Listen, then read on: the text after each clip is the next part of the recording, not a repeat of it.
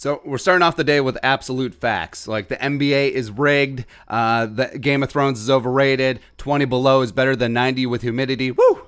That's right. As well as Kirk Cousins is a better quarterback than Aaron Rodgers, right? Meow. And it's not debatable. It just absolutely is not. And again, how can you say something so controversial and yet so brave?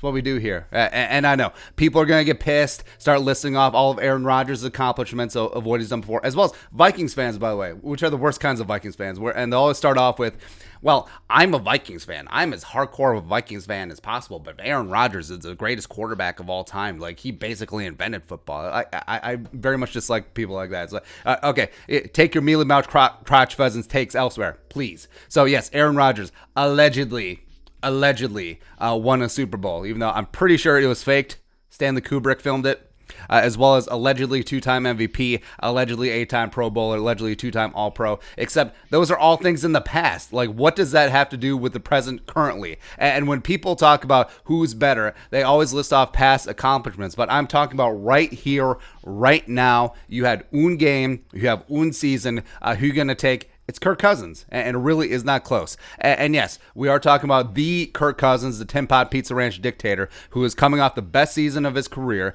in the same offense, working with Gary Kubiak, who's always turned a garbage quarterbacks into something, versus soon-to-be 37-year-old octogenarian Aaron Rodgers, who has been in steady decline over the past 3 years since he walked into a bar. Those are the two guys that we're talking about right now. I'm not talking about prime Aaron Rodgers. I'm not talking about Washington Kirk Cousins. So those comparisons are non-starters. We're talking about right now. So it's like a debate of what is better: Pizza Ranch buffet, $8.99 for all the pizza, delicious pizza you can eat, or a prime Wagyu ribeye, aged to perfection, but eaten by coyotes and then shat out. Huh? Okay. Like, one is okay. One's pretty solid. The other one used to be really, really good, but now not so much. Aaron Rodgers is that shat out coyote ribeye. It is. He is. That too. Right. So also last year, looking at the stats, Cousins, Rodgers.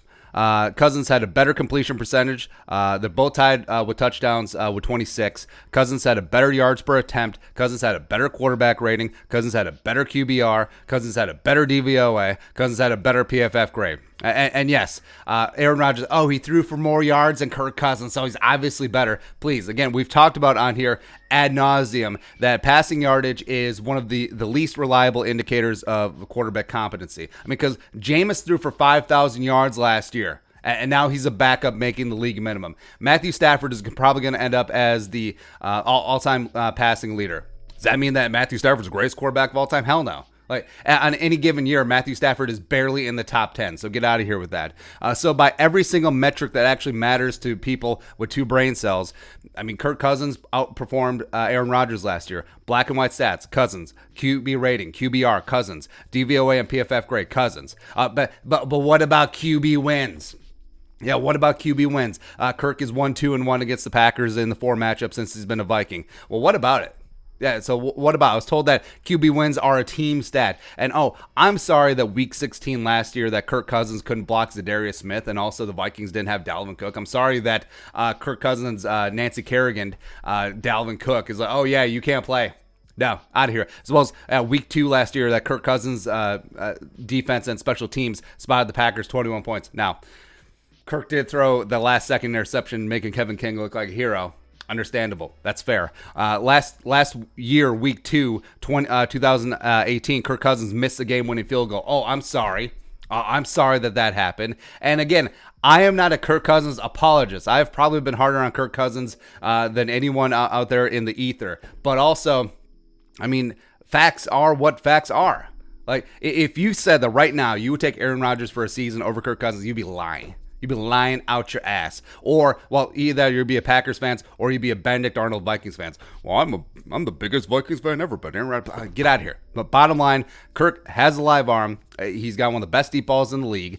He's got a coach who's catering to his strengths as opposed to butting heads. Like the octogenarian Aaron Rodgers, the 12-year-old boy, they're going to come to blows. They're going to end up in family court. It's going to be great. As well as you do have Adam Thielen, who's better than Devontae Adams.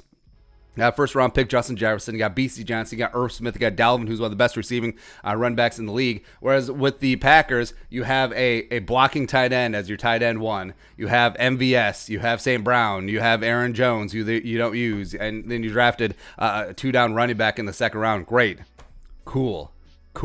Yes, again, right now, for the rest of the careers, I'm taking Kirk Cousins. The past is the past is the past. But again, right now, right here, right now, Fatboy Slim, Kirk Cousins is better than Aaron Rodgers, and it's not even close. It's not debatable. So get out of here. All right, so your thoughts, 8 over 12. Let us know in the comment section below. Subscribe for daily Vikings takes. Want to support that work, post on the Venmo. But until next time, Skol, production value.